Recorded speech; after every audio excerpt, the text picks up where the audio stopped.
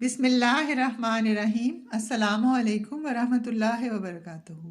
ہمارا موضوع ہے کہ ہمارے لیے مضبوط ہونے کا ایک بہت بڑا ذریعہ جو قرآن مجید میں بیان ہے وہ آپس کا اتفاق اور اتحاد ہے۔ اتفاق اور اتحاد میں سراسر خیر ہے۔ خدا تعالیٰ فرماتا ہے اور اللہ کی اطاعت کرو اور اس کے رسول کی، اور آپس میں مت جھگڑو ورنہ تم بزدل بن جاؤ گے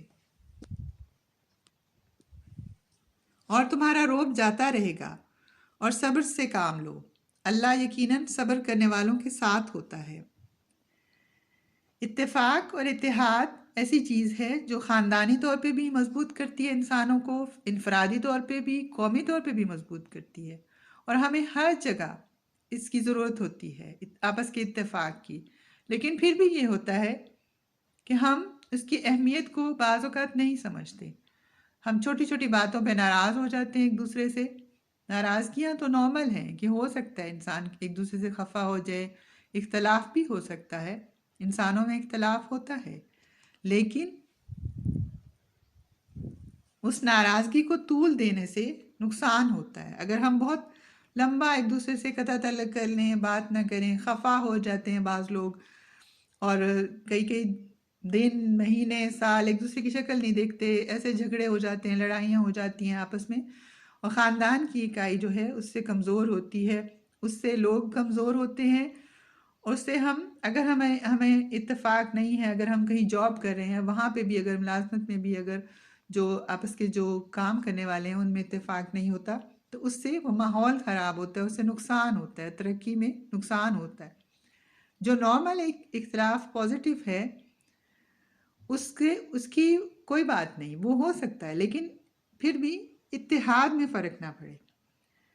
ہمیں ایک کہانی سنائی جاتی تھی بچپن میں، ہماری نانی سناتی تھی کہ ایک خاندان تھا جو بہت غریب تھے، وہ لوگ، ان کے 7 بچے تھے، اور ان کے گھر میں کھانے کو کچھ نہیں ہوتا تھا، بہت کم ہوتا تھا، کچھ نہ کچھ۔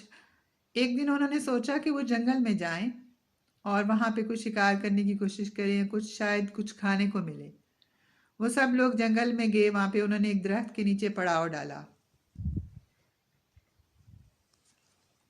ان کے باپ نے ایک کو کہا کہ جاؤ لکڑیاں لاؤ، اس نے کہا ٹھیک ہے، وہ بھاگا۔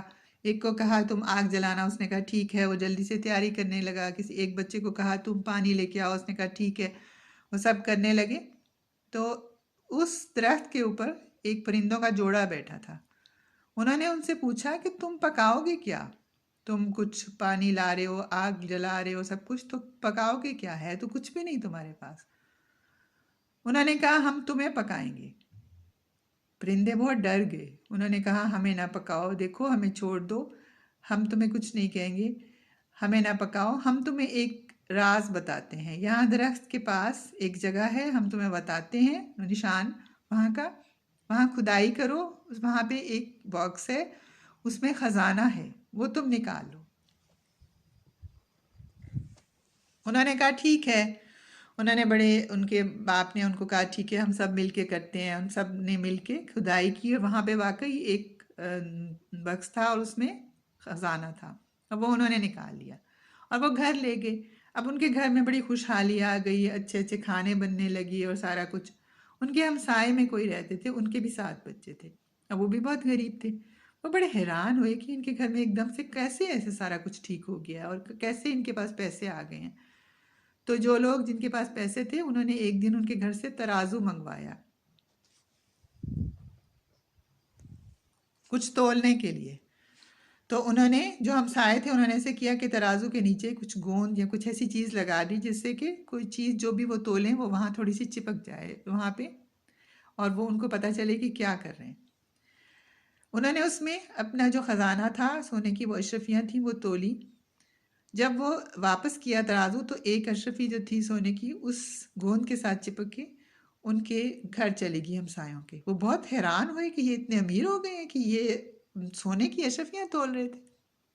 وہ ان کے گھر آئے اور پوچھا کہ یہ کیا ہوا ہے، کیا ماجرا ہے، کیسے یہ سارا کچھ ہوا ہے۔ انہوں نے ساری کہانی ان کو سنائی۔ انہوں نے کہا اچھا ٹھیک ہے، ہم بھی اپنی قسمت آزماتے ہیں۔ وہ بھی اسی درخت کے نیچے گئے، سارے بہن بھائی ماں باپ کے ساتھ۔ باپ نے ایک کو کہا جاؤ تم لکڑیاں لے کے آؤ، اس نے کہا مجھے کیوں کہتی ہیں، آپ درمیان والے کو کہیں، یہ تو کچھ بھی نہیں کرتا ہے۔ اس نے ایک کو کہا کہ جاؤ تم پانی لاؤ، اس نے کہا مجھے کیوں کہتے ہیں، چھوٹے والے کو کہیں یہ بھی کچھ نہیں کرتا، بس بیٹھا رہتا ہے۔ ایک کو کچھ کہا، سب نے ایسے اختلاف کیا اور اتفاق نہیں کیا آپس میں، اور فرما برداری بھی نہیں کی، جو کہ اتفاق کے لیے بہت ضروری ہوتی ہے۔ وہ درخت پہ جو پرندوں کا جوڑا بیٹھا تھا، انہوں نے پوچھا تم پکاؤ گے کیا؟ تم سب چیزیں کرنے کی کوشش کر رہے ہو تو پکاؤ گے کیا؟ انہوں نے کہا ہم تمہیں پکائیں گے۔ پرندوں نے کہا نہیں، تم ہمیں نہیں پکا سکتے۔ وہ جو پہلے آئے تھے ان میں اتفاق تھا، اتحاد تھا اور فرمانبرداری تھی۔ ہمیں لگتا تھا کہ وہ اتنے فرمانبردار اور اتنے ان میں آپس میں اتفاق ہے کہ وہ ہمیں مل کے پکڑ لیں گے، ہمارا شکار کر لیں گے۔ اس لیے ہم نے ان کو خزانے کا پتہ بتایا۔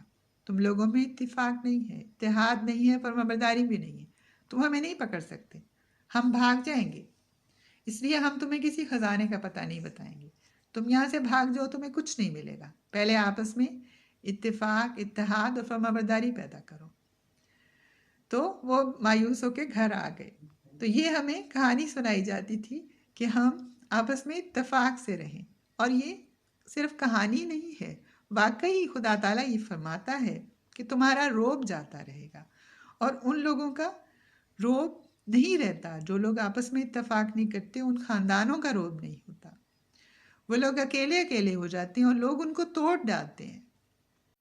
خدا تعالیٰ یہ فرماتا ہے، اور اللہ کی رسی کو سب کے سب مضبوطی سے پکڑ لو اور تفرقہ نہ کرو، اور اپنے اوپر اللہ کی نعمت کو یاد کرو کہ جب تم ایک دوسرے کے دشمن تھے تو اس نے تمہارے دلوں کو آپس میں باندھ دیا، اور پھر اس کی نعمت سے تم بھائی بھائی ہو گئے، اور تم آگ کے گڑھے کے کنارے پر کھڑے تھے تو اس نے تمہیں اس سے بچا لیا۔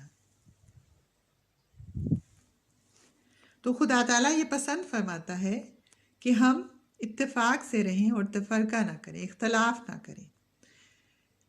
یہ ہے کہ جیسا کہ میں نے کہا کہ اختلاف تو ہو جاتا ہے، لیکن ہمیں یہ چاہیے کہ ہم اس کو اچھے طریقے سے ہینڈل کریں اور اس کو ختم کرنے کی کوشش کریں، اور اس کو صحیح طرح ہم ایک دوسرے سے ڈیل کریں، بجائے اس کے کہ ہم ناراض ہوں اور ہم ایک دوسرے سے دور ہو جائیں، ایک دوسرے سے بات نہ کریں۔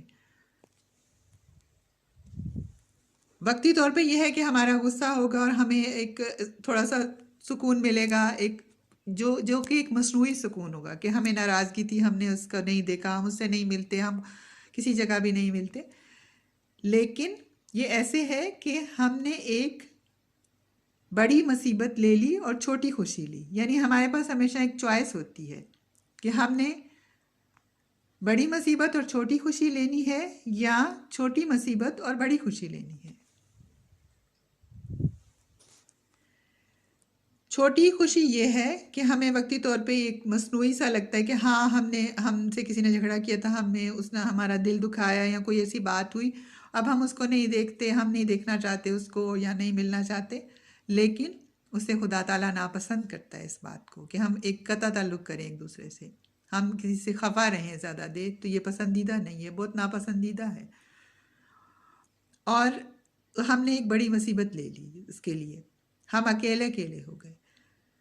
اب چھوٹی مصیبت یہ ہے کہ ہم کسی کی کوئی بات برداشت کر لیں یا اختلاف کو اچھے طریقے سے ہینڈل کرنے کی کوشش کریں، اس میں تھوڑی تکلیف ہوتی ہے بعض اوقات انسان کو، لیکن وہ ایک چھوٹی مصیبت ہے۔ اور اس کے بعد بدلے میں بڑی خوشی یہ ہے کہ ہمارے میں اتفاق ہوگا، اتحاد ہوگا، خدا تعالیٰ اس بات کو پسند کرے گا اور ہمیں زیادہ خوشیاں ملیں گی۔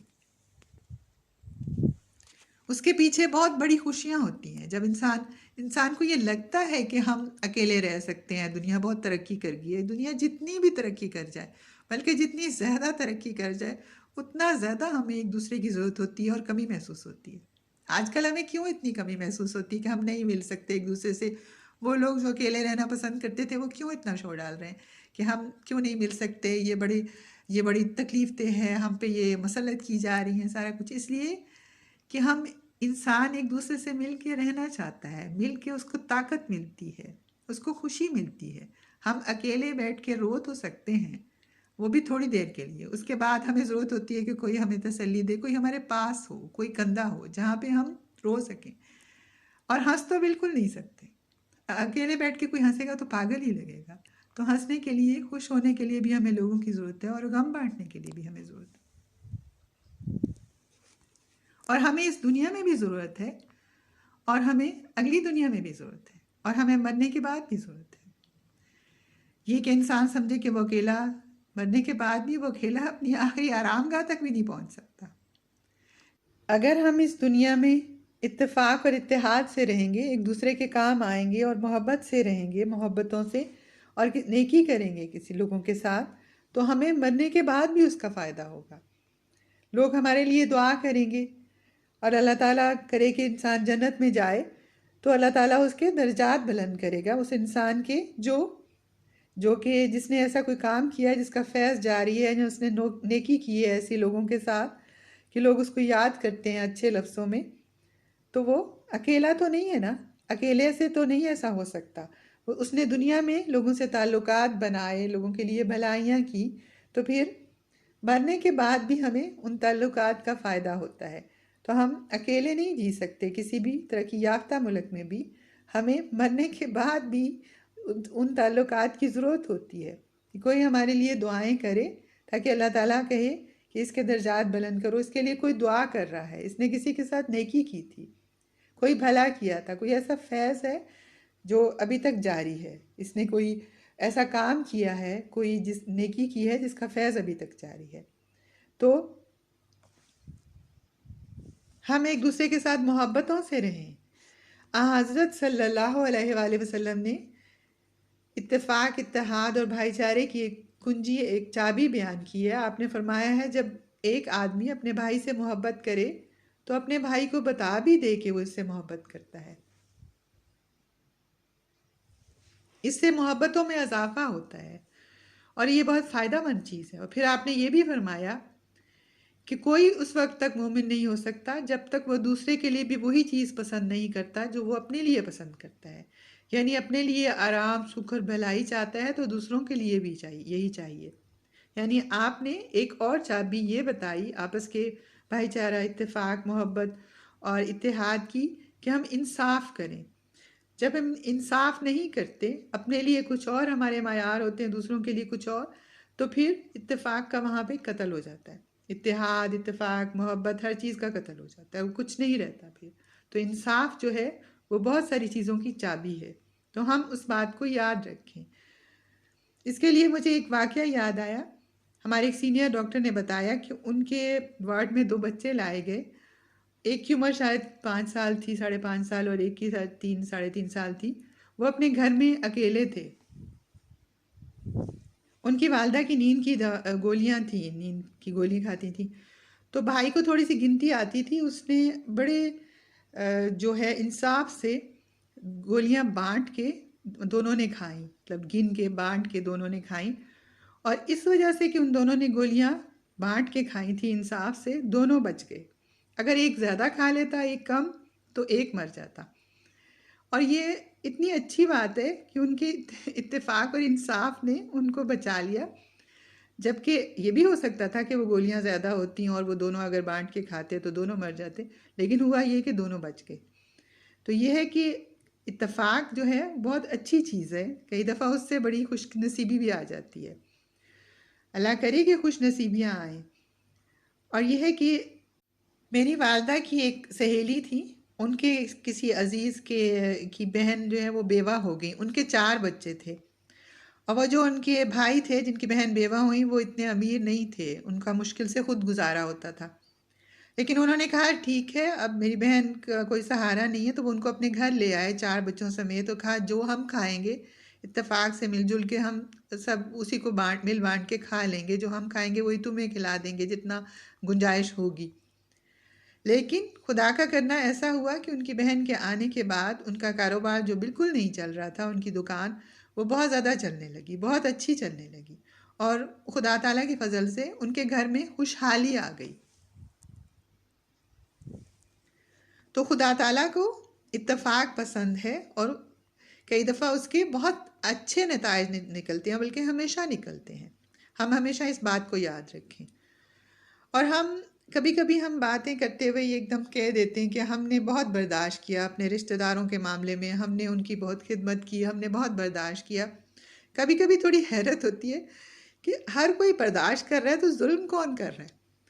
تو اس سے پھر یہ نتیجہ نکلتا ہے کہ ہم کچھ برداشت بھی کر رہے ہوتے ہیں اور کچھ دوسرے لوگ بھی ہمیں برداشت کر رہے ہوتے ہیں، یعنی کہ ہم بھی کہیں کوئی نہ کوئی ایسی غلطی کر رہے ہوتے ہیں یا کوئی نہ کوئی ایسی ہم سے بھی ہو جاتی ہے جو دوسرے لوگ بھی برداشت کر رہے ہوتے ہیں۔ تو ہم اپنے بچوں کے سامنے ایسے لاپرواہی سے ایسے نہ کہہ دیں کہ ہم بس رشتہ داروں کے معاملے میں بس ہم ہی برداشت کریں، ہم نے بہت خدمت کی، بہت برداشت کیا۔ اس سے یہ ہوتا ہے کہ ہمارے بچے بددل ہو جاتے ہیں فیملی سسٹم سے۔ وہ سمجھتے ہیں کہ خاندان کا بس یہی کام ہے کہ ہم ایک دوسرے کو برداشت ہی کرتے رہیں، اور وہ پھر خاندان کی اکائی ٹوٹتی ہے اور وہ سمجھتے ہیں کہ بس بہتر ہے کہ انسان دور رہے۔ تو یہ نہیں ہوتا، بلکہ ہم ان کو یہ بھی بتائیں کہ اس کے برکات کیا ہیں، ہم نے کتنا مزہ کیا، ہم نے ایک دوسرے کے ساتھ انجوائے کیا، ہم کہیں پکنک پہ گئے، ہم نے عیدیں ساتھ منائیں، ہم کوئی پریشانی آئی تو کس نے ہمارا کتنا ساتھ دیا۔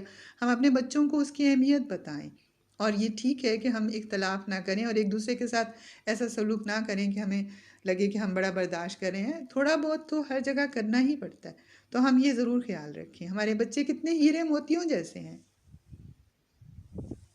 کیا ہم ان کو اکیلا کر دیں گے؟ جب یہ بڑے ہوں گے ہیرے موتی جیسے بچے، تو پھر یہ فیملی سسٹم کو نہیں مانیں گے، یہ اکیلے اکیلے ہو جائیں گے۔